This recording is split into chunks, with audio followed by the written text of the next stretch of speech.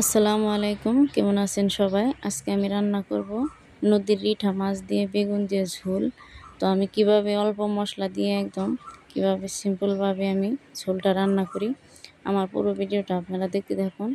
তো এখানে আমি নদীর ফ্রেশ মাছ নিয়ে নিছি। মাছটা একদম তাজা ফ্রেশ মাছ, এখনই বাজার থেকে কিনে আনা হয়েছে মাছটা একদম ফ্রেশ। আমি মাছটা ভালো করে কেটে দিয়ে পরিষ্কার করে নিয়ে নিব। আমি এখানে 400 গ্রাম মাছ নিছি। মাছটা আমি কেটে দিয়ে ভালো করে পরিষ্কার করে নিছি।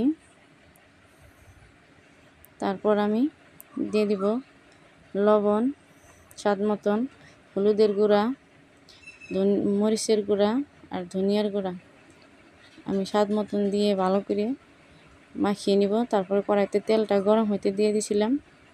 তারপরে আমি মাছটা একদম লাড়াচাড়া করে আমি ভেজে নিব। মাছটা আমি বেশি ভাজবো না, কড়া করে অল্পই ভাজবো। তারপরে আমি মাছটা নামিয়ে নিব। তারপরে আমি কড়াইতে আবারও তেল দিয়ে দিছি। তেলটা গরম হয়ে গেলে আমি দিয়ে দিব গোটা জিরা।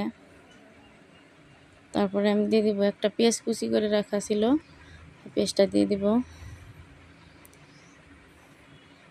4-5টা কাঁচামরিচ ফালি করে।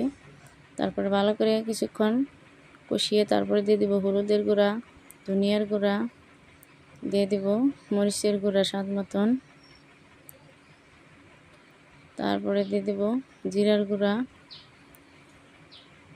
আপনারা যতটুকু তরকারি রান্নবেন ততটুকুই আপনারা মাপ মতন দিবেন মশলাগুলো। তারপরে আমি দিয়ে দিব লবণটা দিয়ে ভালো করে কষিয়ে নিব। তারপরে আমি কেটে দিয়ে রাখা বেগুন সাথে একটা আলু দিয়ে দিছি, দিয়ে ভালো করে আমি মশলার সাথে বেগুনটা মিশিয়ে নিব। তারপর আমি ঢাকনা দিয়ে ঢেকে দিব। আমি আবার অল্প পানি দিয়ে দিছি, তলে লেগে যেতে পারে যার জন্য। তারপরে কষিয়ে নিছি। আমার ইন্ডাকশনের লাইন কারেন্ট ছিল না, তাই আমি আরেকটা গ্যাসের চুলায় আমি বসিয়ে দিয়ে আরেকটা পাত্রে আমি মাছগুলো ঢেলে দিছি, তরকারিগুলো ঢেলে দিয়ে তারপরে আমি সেখানে ভালো করে কষিয়ে নিচ্ছি।